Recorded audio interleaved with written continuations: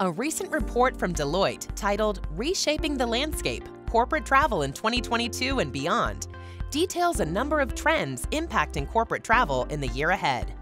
Key to forecasting the recovery of corporate travel is understanding how and when workers return to the office, as well as what travel may be replaced by technology and virtual meetings. Deloitte interviewed 150 travel managers in February, and their findings went a long ways to answering those key questions. Let's look at some of their data. Deloitte asked travel managers how soon their travel spend would return to 2019 levels.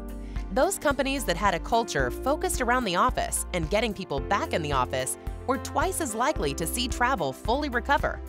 32% of office-dominant companies thought their travel spend would reach 2019 levels by the end of this year, while another 39% expected it to fully recover by the end of 2023.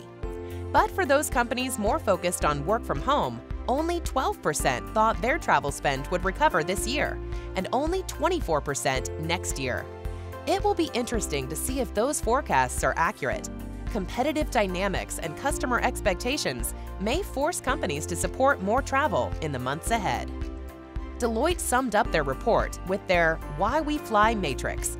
The matrix classifies different types of travel based on how essential it is to the business and how easily it is replaced by technology.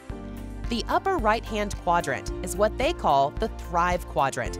These are the client-facing activities that are critical to the business and dependent on face-to-face interaction.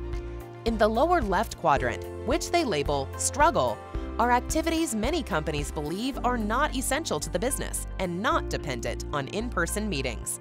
That includes training, leadership meetings, and team meetings.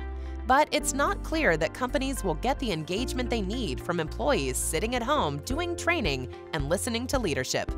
It may be a few years before this settles out, and we really appreciate the value of in-person interaction.